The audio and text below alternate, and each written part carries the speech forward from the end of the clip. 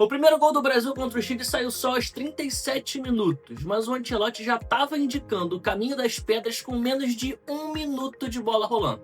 E eu posso te provar. Eu sou Bruno Pet e se você curte conteúdo analisando o jogo com profundidade, já me segue aí. Desde o começo do jogo ficou muito nítido que a seleção estava tentando atacar mais pelo lado esquerdo do que pelo lado direito, e tinha um motivo específico para isso. A ideia do Ancelotti era ter sempre alguém baixando e atraindo a marcação, enquanto o outro atacava o espaço gerado nas costas.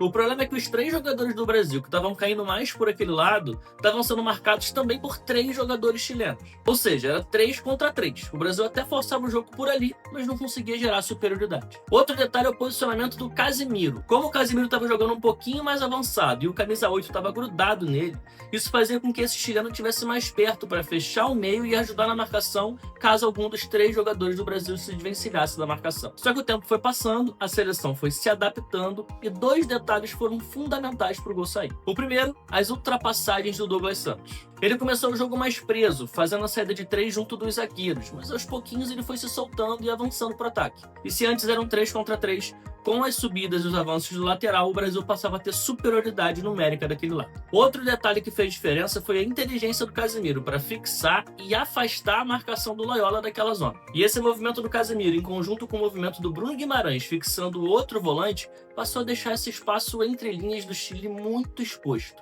E como nem sempre os zagueiros do Chile saltavam na marcação, isso começou a deixar Rafinha e João Pedro com muita liberdade por dentro. Até que veio o lance do gol. Primeiro o Casemiro baixa e atrai a marcação do Loyola. O João Pedro baixa naquela zona do entre linhas, mas num primeiro momento o zagueiro acompanha ele. Mas repara como depois de uma troca de passes simples, o João Pedro permanece naquela região e o zagueiro volta para compor a linha. Resultado, o João Pedro fica livre para receber. E qual jogadinha o Brasil usa?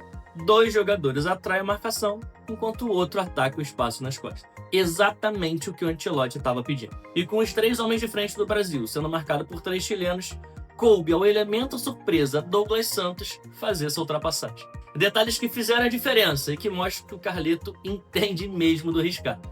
Concorda? Comenta aí.